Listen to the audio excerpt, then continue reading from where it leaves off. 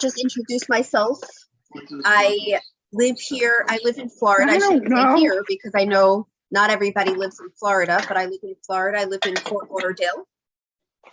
And I am a teacher in high school, as well as a writer and lecturer in various different areas and communities.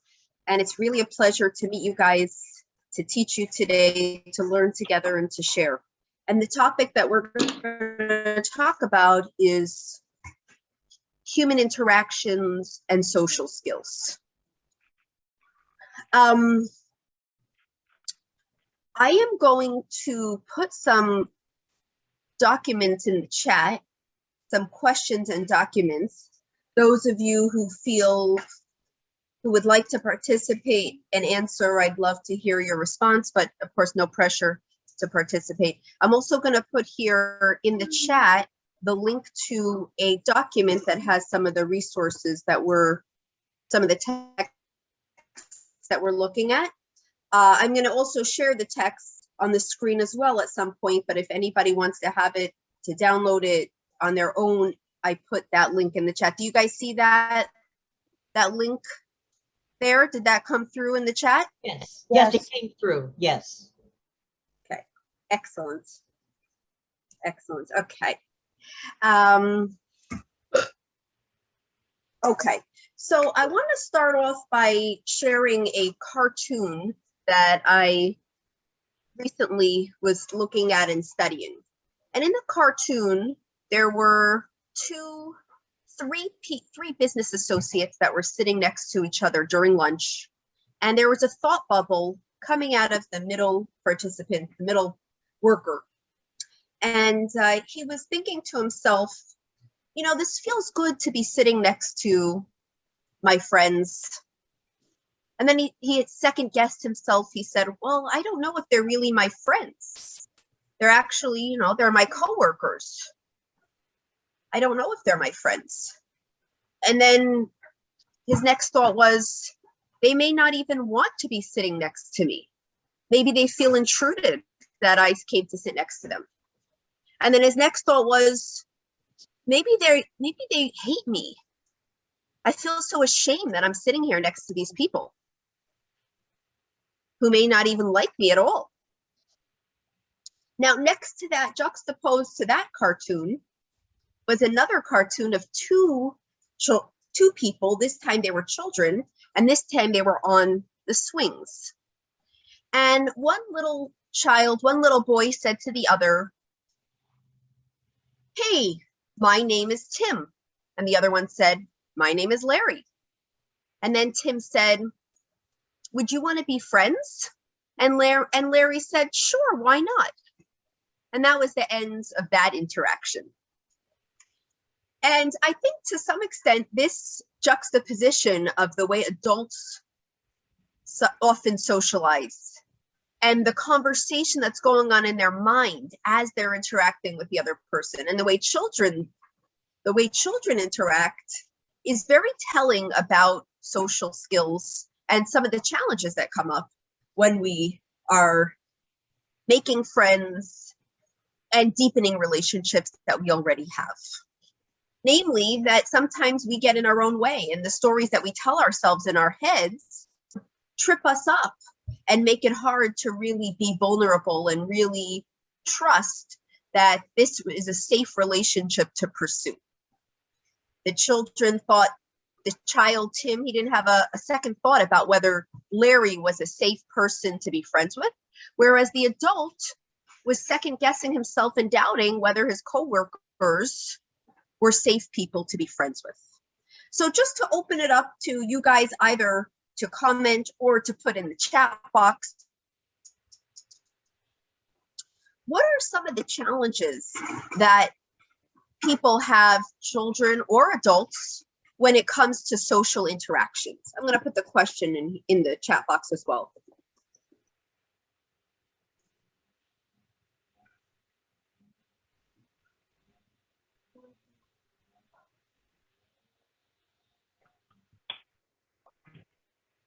Opening up to new people. Again, the question is, Opening up to new people. Yes.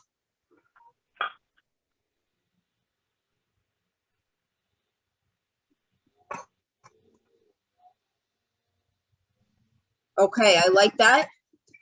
Anything else? Challenges regarding social interactions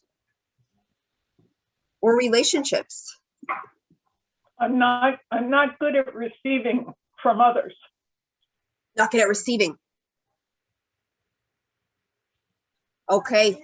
Sarah said finding common ground. Amy, I disagree that children have it better than adults. That's a great point, Amy.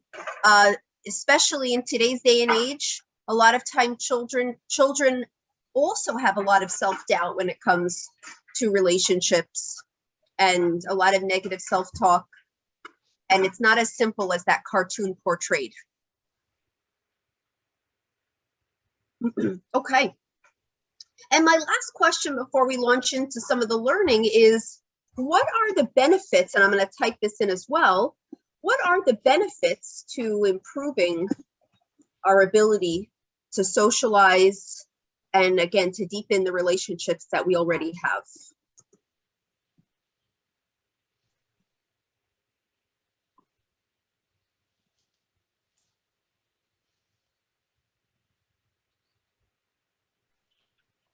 Feeling like we're one with God. Wow. Nice.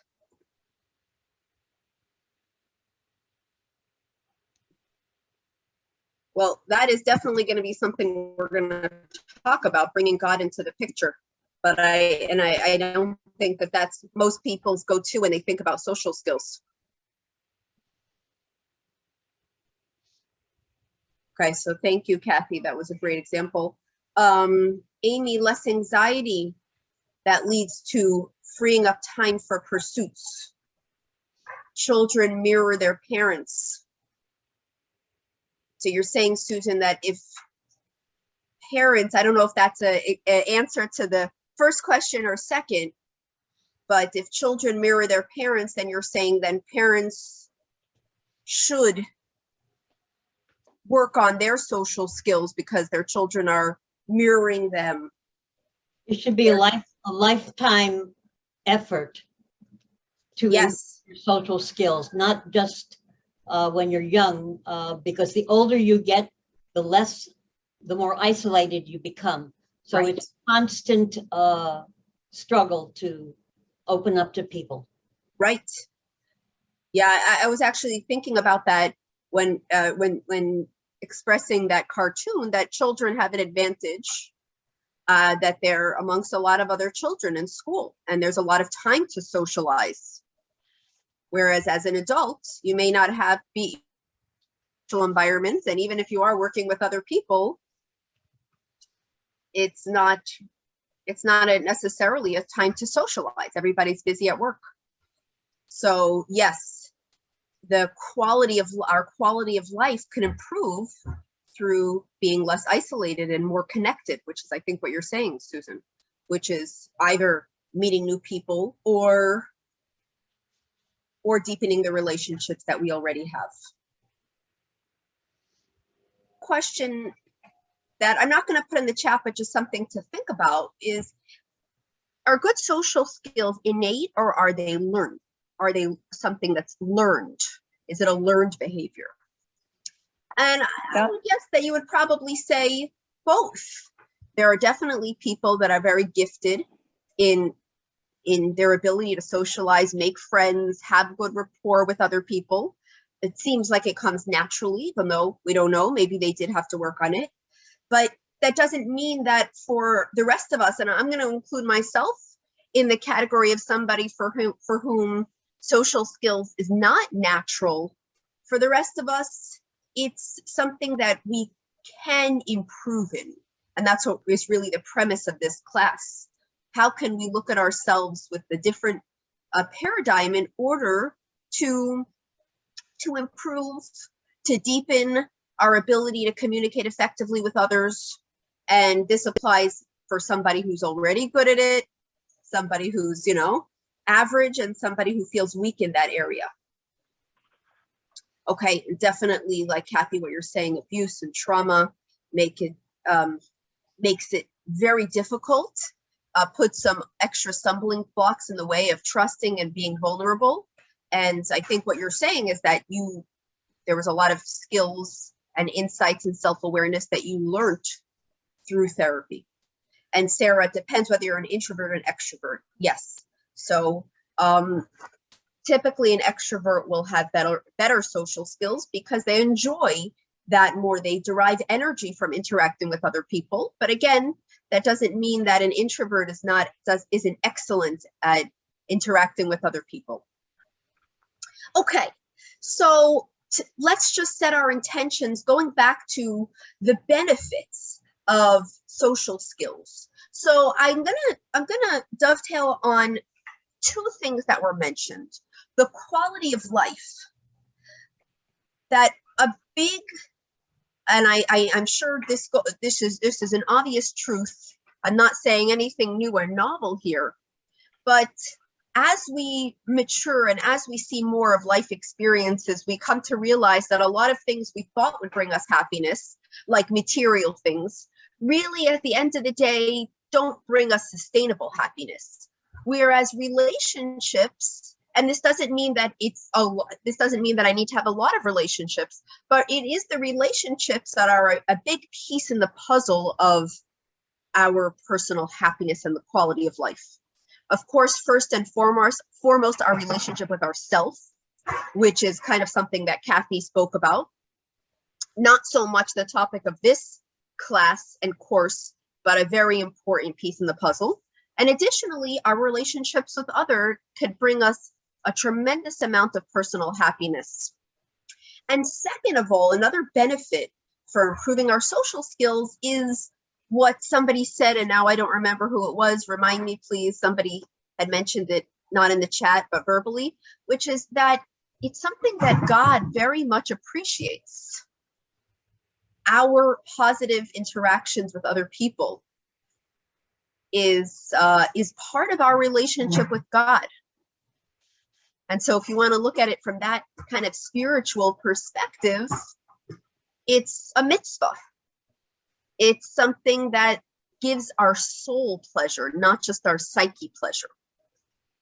And my hope and my intention is that through our studying today of different texts from the Torah and from Hasidic Jewish mysticism, we will gain more insight to be able to expand that part of our heart and our behavior to make improvements that will both benefit our personal happiness and our relationship with God.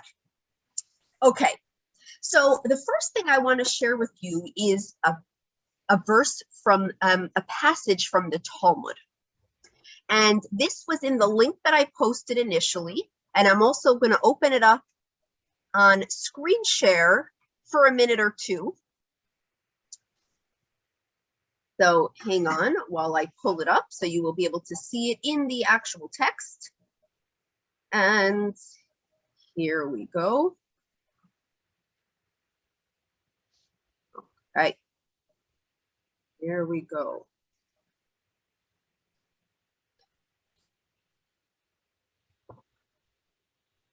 Oops. Okay. Can you see what I am sharing? Yes. Excellent. Excellent. Okay. Let me show full screen. Awesome. Okay. This is from the Talmud, from the tractate called Tamid. Tamid means the continual offering that was brought to the temple every morning and every evening. Now, what we are learning about has nothing to do with this sacrificial offering that was brought every morning and every evening, but it is a spin-off conversation that the sages had when talking about the sacrifices. I actually am not sure myself how it's connected. I would have to go back and see where the conversation was going, but this is a very interesting and historical record of a conversation and an experience that the sages had. So as you see in the very beginning, top of the page, it says, with regard to the position of the sun, the Talmud relates that Alexander of Macedon asked the elders of the Negev about 10 matters, and he said to them, and as we'll see, one of the things that he asks them is about social skills. But before we launch into the text, I want to give you a little bit of the historical context behind this story. So Alexander of Macedon, or as we know it, Macedonia, is known as Alexander the Great. And Alexander the Great was the great conqueror who lived, I think, about 200 years before the Common Era. And he took Macedonia, a city in Greece, from one city-state to being a massive world empire. The first thing he did was conquer the other city-states in Greece. Then he moved northward to conquer the Balkan states in Europe. And then he moved to the east, and he began to bring his now massive army to conquer the Middle East, and finally deeper into Asia, into Iran. He was able to fight and conquer many areas that were controlled by the then dominant kingdom, the Persian Empire. And Alexander the Great tragically died at the young age of 36. And in his short years, he managed to build up a tremendous empire that survived even posthumously after he died, through his tremendous skill, acumen, and wisdom. And although people say that Alexander the Great was also very selfish and abusive, and that's probably also true, but he seemed like a complex character that was both selfish and giving, both wise and foolish at different times. I guess like most of us, but he got the center stage because he accomplished such a huge feat. Alexander the Great came to the land of Israel. And at that point, the Jewish people were living in Israel as an independent nation. And the second temple was standing. The first temple that was built by King Solomon had been destroyed by the Persians or the Babylonians. And then later, 70 years later, it was rebuilt. And it was actually sponsored by the Persian Empire. After the story of Purim, the Persians allowed the Jews to move back to the land of Israel and rebuild the temple. And the Jews were quite grateful to the Persians for allowing them to live independently in Israel, although they were the superpower at the time and could have theoretically imposed their dominance on the Jewish people. But now the Greek Empire was the new kid on the block. Alexander the Great was coming, and he was cleaning house, eating up territory after territory, and the Persians were very threatened by this. The Jewish people were in a little bit of a quandary. Did they support the Persians, who were their benefactors in building the temple and who were very benevolent to them in letting them live independently in Israel? Or do they support the Greeks, who seemed to be the up-and-coming dominant power? Well, the Jewish people, because of their tremendous integrity, supported the Persians because they were loyal to the people that were good to them, and they weren't going to just change because it was more strategically wise to do so. Alexander the Great was very upset to know that the Jewish people, unlike most other nations that he had conquered were not supportive of him, but were loyal to the Persians. And therefore, Alexander, when he was successful in conquering the Middle East from the Persians, wanted to show his dominance over the Jewish people and, so to speak, pay them back for having been disloyal to him before he was victorious. And as he marched with his entourage into the land of Israel, he was greeted by representatives from the Jewish people who were coming out to greet him at the outskirts of the city. Amongst them was the high priest, whose name was Yochanan. And the high priest had gotten dressed up in his most priestly garments to honor Alexander. When Alexander saw the high priest Yochanan, instead of lashing out at him and showing his fury to the Jewish people for not having been supportive of him during his battles, Alexander instead got off of his horse and bowed down to this Jewish sage. Everybody was shocked that he had this turnaround, this about face. But Alexander explained himself and said, I am so impressed by this Jewish sage. Every single time that I go out to have a big battle, I'm so nervous. But the night before the battle, I always receive a prophetic dream about the outcome of the battle, whether I'll be successful or not. And since I'm usually successful, it's such a vote of confidence to have such a prophetic dream. And there's always a man in my dream who comes to tell me whether I'll be successful or not. Alexander, you will be successful. Have confidence in your success. I thought that the man in my dream was a mystical figure, an angel. But now I'm looking right at him. This priest, this Jewish sage, this priest, the high priest, is the man in my dreams. He has been coming to me every single night before my battle to give me that confidence, despite the fact that he had to show his loyalty to the Persian Empire. He still knew that I would be victorious, and he came to inform me of that. And to this, I owe him a tremendous debt of gratitude.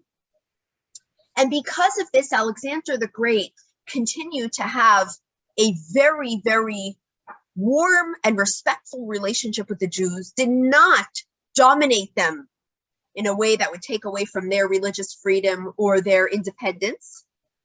The Jewish sages showed their gratitude to Alexander by committing to name the Jewish boys that were born that year Alexander.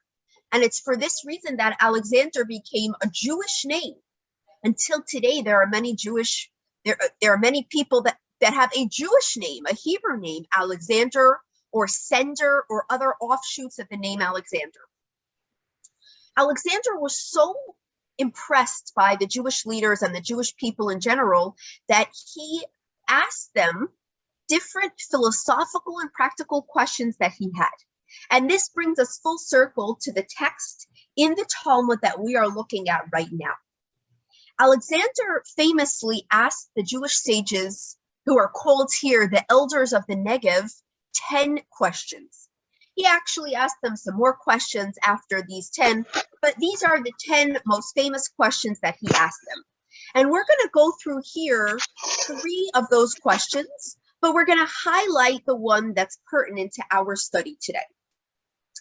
So here we go.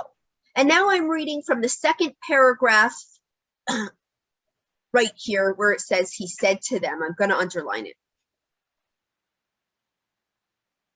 Alexander the Great said to them, the Jewish sages, what must a man do and thereby ensure that he will live? They said to him, such a man must figuratively kill himself by living moderately. Alexander further inquired, what must a man do to ensure that he will die? They said to him, such a man must keep himself alive, i.e., lead an extravagant and indulgent life. He said to them, "What must a man do to ensure that he will be accepted by people?" They said to him, "He must hate the king and the authorities and avoid becoming close to those in power." Alexander rejected their answer and said to them, "My advice for gaining people's favor is better than yours. One who wants to be accepted must love the king and the authorities, but he must use his connections to perform beneficial acts for people." And that is the conclusion of what we're going to be studying from the Talmud today. I want to put 2 questions in the chat before we launch into a discussion about this. Number 1, what is the common thread between all of the answers that the sages presented here?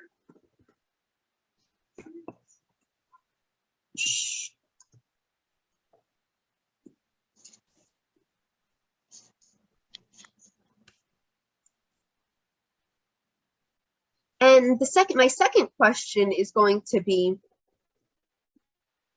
what was unique about Alexander the Great's response to the sage's answer about gaining people's favor? Okay, so those are my 2 questions. I'd love to hear your response if you are in the mood of answering, but no pressure.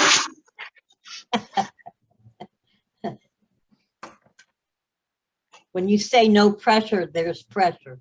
Ooh, see? That's a social skills insight.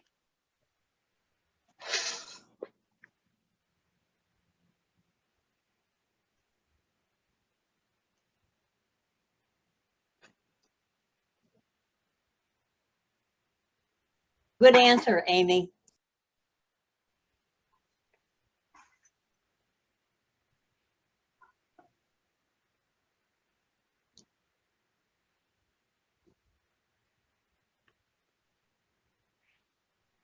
Thank you, Amy.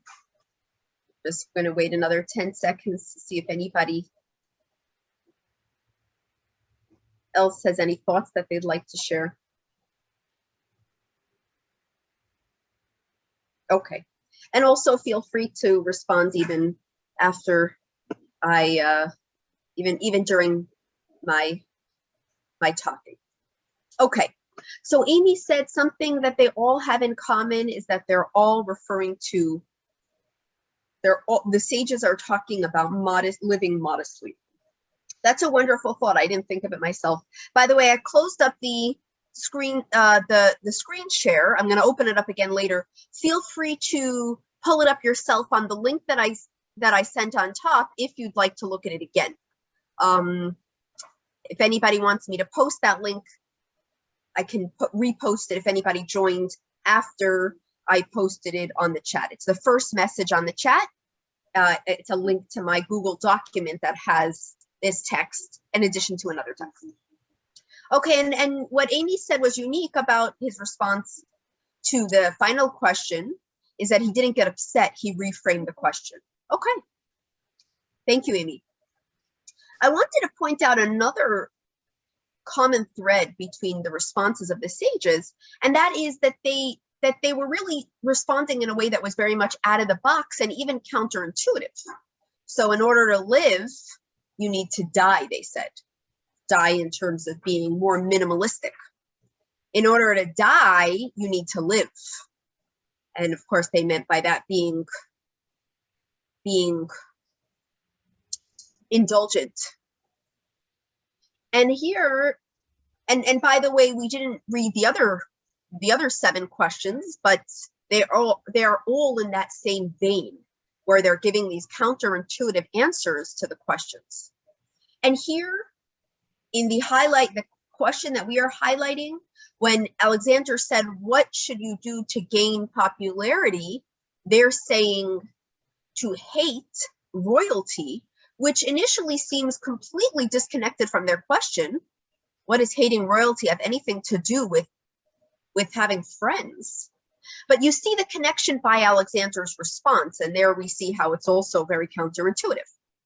So what was unique, another thing that was unique about Alexander's response to the sage's answer, something that he only does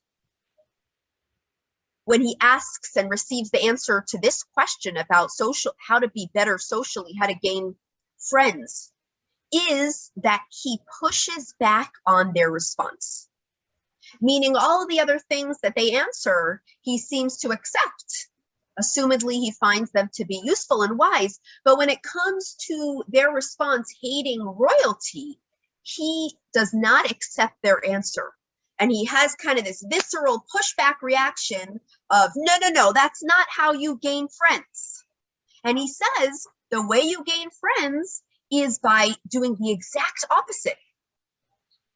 By having a lot of connections with people in high places, and thereby being able to do people favors. Now, this makes a lot of sense because Alexander himself is a person who is the ultimate royalty. So that may have been very offensive when he heard the sages say that you should hate people in high political positions, because, hey, who wouldn't take that personally?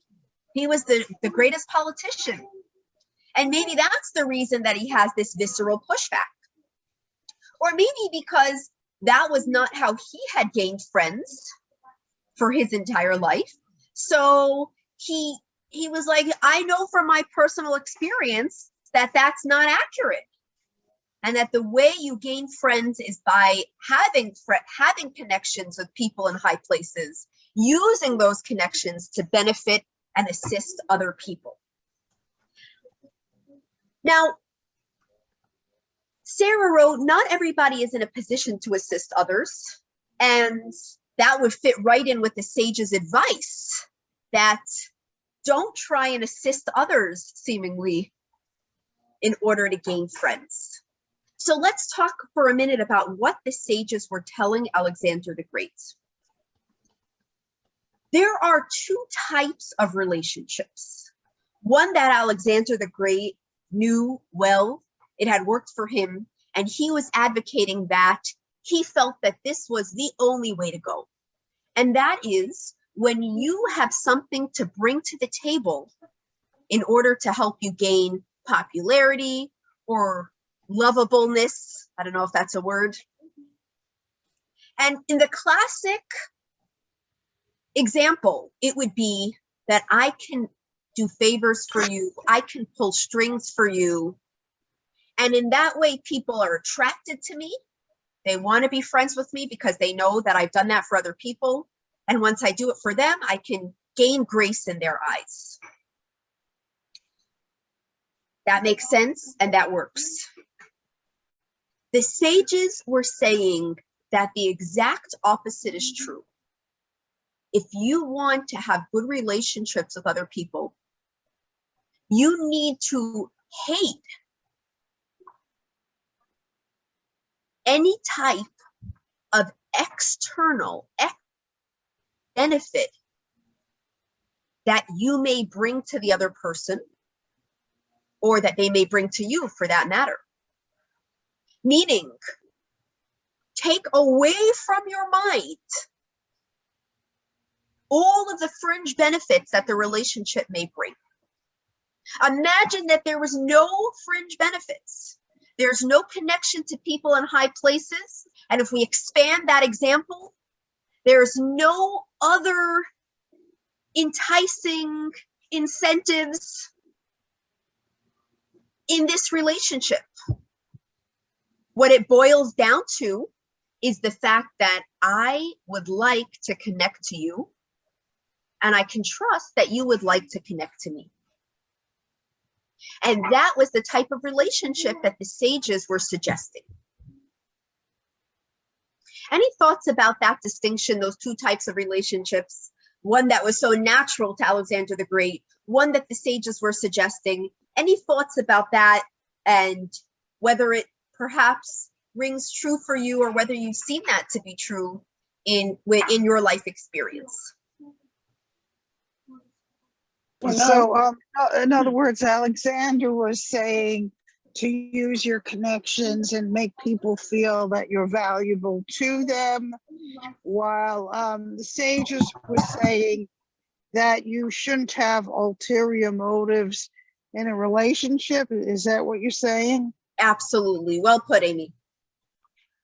when I was in massage school, learning to be a massage therapist, our professor said, when you have a client, never assume that they should come back to you.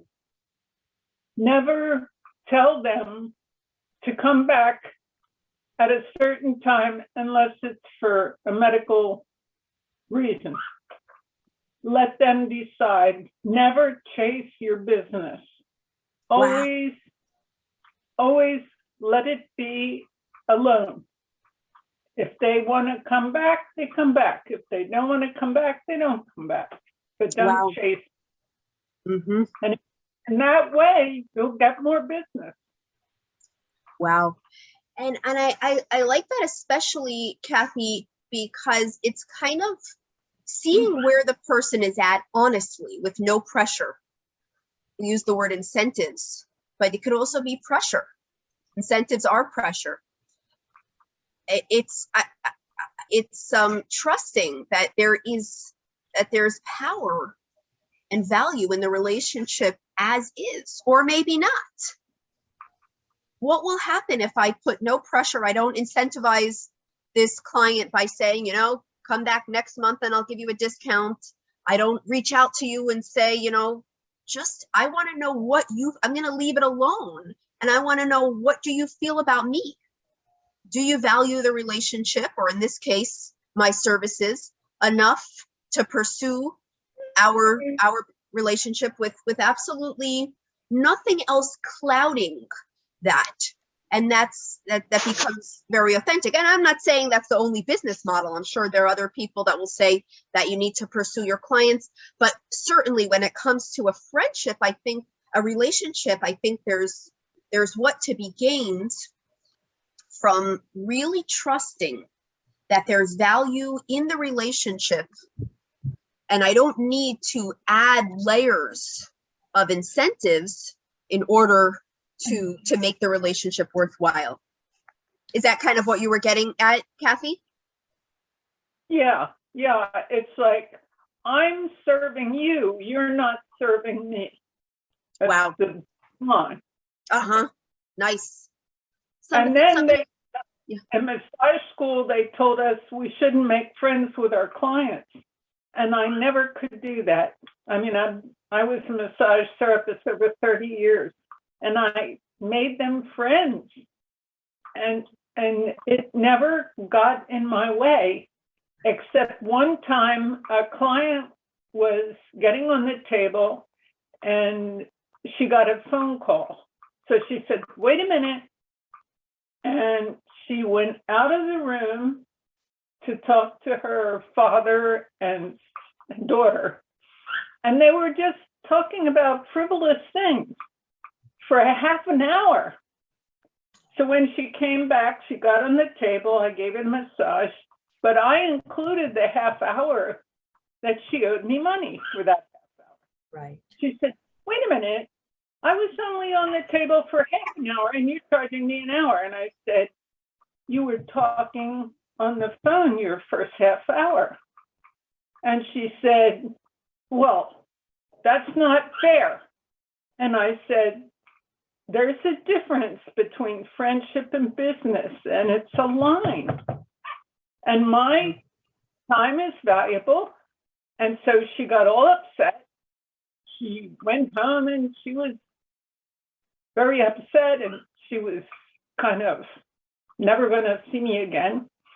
And I said, look, if you don't want to be a client, that's okay. We can still be friends, And so eventually she apologized and said she didn't know why she did that, but she said she's very wealthy. And I think she thought people always let her get away with it. That was the bottom line. Oh, Wow. very So interesting. yeah, But that I- falls, boundaries are so important as well. What I want to use the story to portray, and this is going to really be the basis and the premise of our class, is that when we look at social skills, we can look at social skills as a means to an end, as a way to gain something from people. Or we can look at social skills as an end in itself, that the relationship itself is valuable, not because I will be able to get something from you, you'll be able to pull strings for me, or you'll be able to generate more business for me. And there's nothing wrong with that approach. That was Alexander the Great's approach. But an even higher level, more idealistic approach that the Jewish sages were advocating for was a real authentic relationship where there's nothing that really comes between us. There's no agenda that I'm looking to have met. And I don't need to be able to meet your agenda by knowing people in high places. In fact, I don't like relationships that are contingent on other things when I'm looking to use you or you're looking to use me. But I view the fact that our relationship can be generated or deepened as an absolute end in itself. This is something that's beneficial for me, even if nothing additional comes out of it. And this is something that's also beneficial for God, that God loves when there's goodness, sweetness, and an authentic sharing of life experience between two people.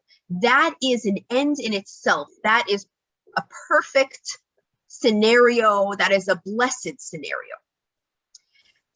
And with that in mind, I want to move in our last 15 minutes to talk a little bit about communication.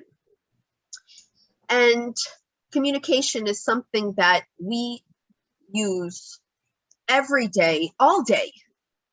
And I know myself, I'm always looking for ways to be more effective in communicating, either with the people that are in my life already, family members, coworkers, or even just people that I meet temporarily, and how to make that even more powerful than it perhaps already is, or to elevate it from just a generic conversation to something that can bind me together with the other person more effectively. And for this, I want to bring up another text, and here I'm going to screen share again. And this is a text from the Tanya. My favorite book. Oh, wow. Okay, so you are going to really enjoy this. And this is from chapter 32 of the Tanya. And the number 32 in Hebrew would be represented by the letters Lamed, which is 30, and Beis, which is 2. And the letters Lamed and Beis spell a word, which is the word Lev, heart. So it's not a coincidence that this chapter of the Tanya, written by the first Lubavitcher Rebbe, Rebbe Schneur Zalman of Liadi, it's not a coincidence that he put the idea of human relationships into chapter 32 of the Tanya. This is really most pertinent to the heart. Our relationships are heart-based. And the more heartfelt they are, the more open-hearted we are, the more we can allow our relationships to deepen. So let's launch into this discussion. Acting on the advice mentioned above, to view one's body with scorn and contempt, and find joy in the joy of the soul alone. Now, when the Rebbe mentions the body with scorn, he does not mean the physical body. The physical body, as he explains earlier, is something very holy. Body is used here generally to mean our ego, or our perception of ourselves as being better than other people, or that us-them mentality that separates us from other people and makes us feel like I can't relate to you because I'm so different. When we come to realize that that egotistical view of self is not serving me best. What is serving me best is to scratch the surface and look at the fact that I have a soul and the other person has a soul. And there's value in our soul to soul connection.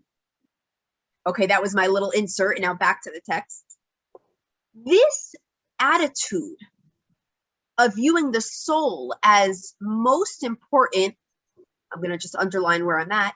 This is the most easy and direct path towards fulfilling the mitzvah, you shall love your fellow as yourself, with regard to every Jew, great and small, in spiritual stature. Since his body is despised and loathsome, again, substitute the word body with ego, he will not love himself on account of his body more than he loves his fellow. And as for the soul and the spirit, the differences between his own soul and that of his fellow will not diminish the love between them. For, and here I underline these two ideas because we're going to be working with these two ideas in our segment about communication. Who can know their soul and spirit's greatness and excellence in their source and root in the living God? That's one motivation to connect with another person authentically. Who can know their greatness? And furthermore, they are actually all equal. Not only equal, yet separate, but further, they all have one Father. All people have one Father, one source. And within their source, they all comprise one entity. I am going to use these two principles that the Tanya lays out here as best advice for authentic connection with other people, as number one being respect. Who can know the soul's greatness and excellence? I'm looking at you and I'm thinking to myself, who can know your greatness? I may know a little bit of your greatness. I may know none of your greatness. I'm looking at everybody on this group. I see some of your names, few of your faces. You may know each other, probably not. I don't know your greatness. All I can do is respect the fact that you are an awesome person and have done some tremendously respectable, great things in life.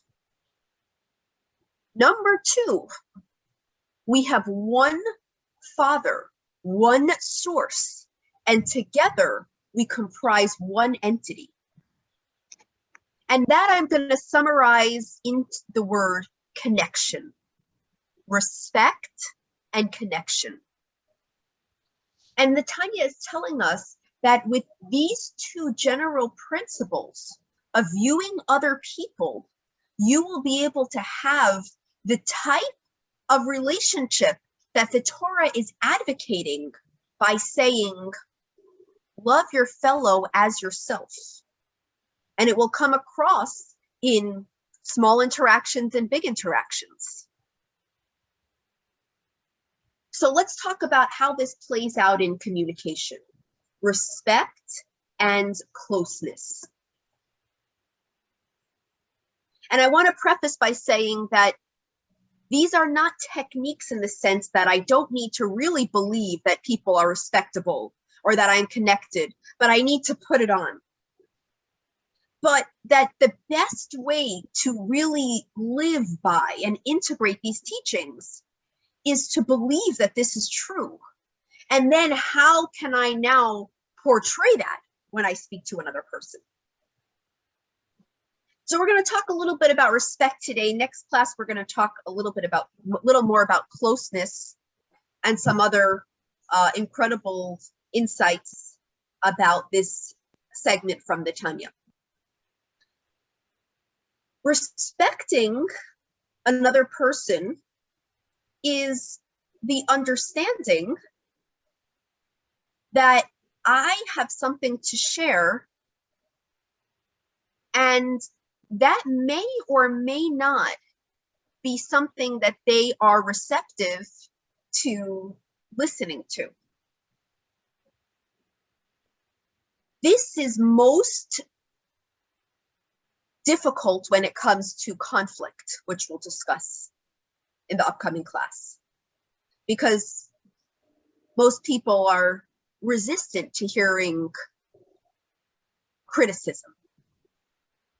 And respect is the ability to be able to share things that are hurtful to me, and at the same time respecting the fact that you have a perspective that may be different from mine, and that when I speak and communicate, I want it to be in a way that you will be receptive to hearing.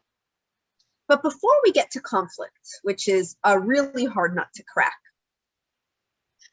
let's look at easier communication.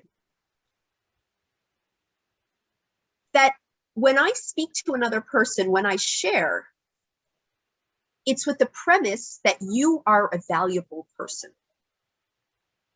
So I'm looking at you, I'm looking at my sister, I'm looking at my coworker, I'm looking at a person in the supermarket with the belief that you're a valuable person, and now I have something to share. When I share what I've shared, I want to pause and try and sense whether that was accepted, how that felt, how that was received for the other person. Sometimes I don't know, and it would require me to ask for some feedback, like, did that make sense? Do you get what I'm saying? What do you think? How do you feel about that? When we're asked those questions by others, and if you could remember a time that you were, I think we can all relate to the fact that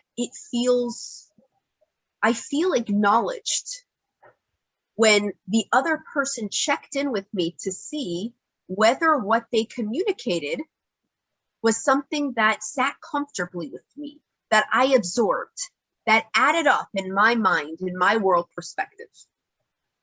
Even an email that's concluded with a sign off, does that make sense? I'm looking forward to hearing your thoughts about that. I feel like I'm not spoken at, but I'm spoken to. Sometimes it doesn't even have to be as explicit as a verbal check-in, but even just a pause where you look into a person's eyes and you are feeling out whether the person accepted what you were saying, whether that made sense to them. And that could be something complimentary when you express to a person, that was such a wonderful thing that you did, that was such a noble act, you look so beautiful. And then pausing. Did the person absorb that compliment? Or did it not resonate with them? Did it not seem to be something that they accepted? Where did it brush? Was that their love language, or was I off mark when I made that comment? Something completely neutral, like, hey, when are you going to the library? I'd love to join you. Taking a minute to think, how did the other person take that comment? Are they perhaps not in a good space right now? Because I can talk and I can think about what I'd like to say without respecting the fact that they are a great person and a valuable person. They have their own life perspective and their own current experience. How did my words penetrate? Or like we said, something that could be more confrontational, more difficult, that takes a lot of sensitivity when it comes to respecting how another person sat with my communication. Okay, we have 4 minutes left on the class, and I would love to hear your thoughts about integrating the principle from the Tanya, the first principle. Again, when you look at another person, to think, who knows their greatness? And how that can play out in conversations with other people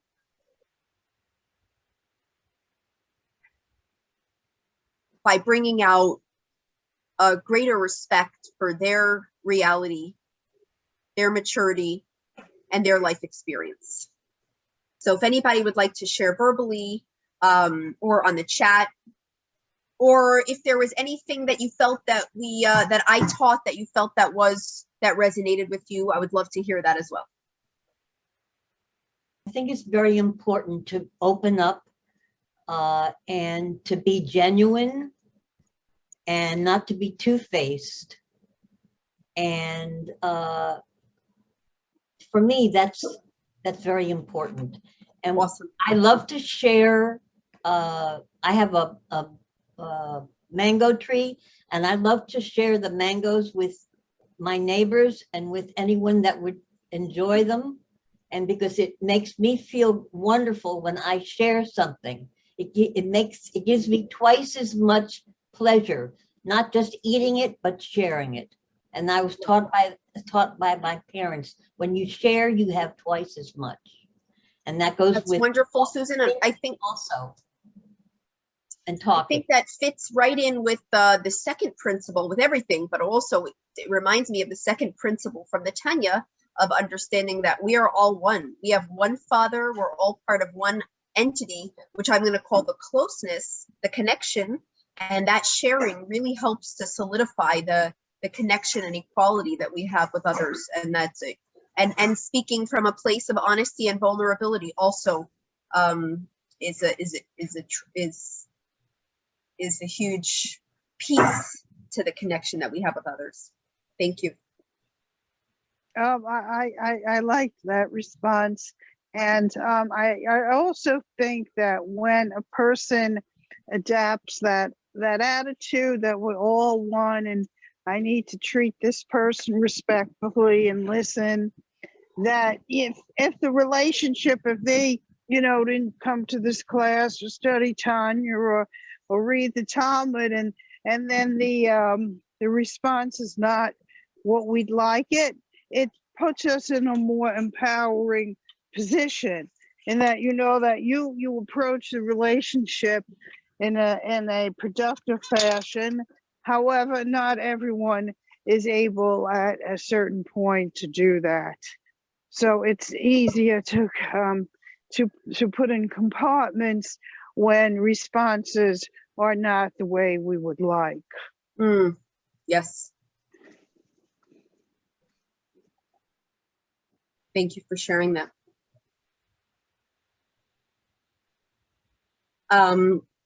Okay. I am going to say goodbye for now, and we are going to delve even deeper into this two-pronged principle from the Tanya of connection to other people, love to other people.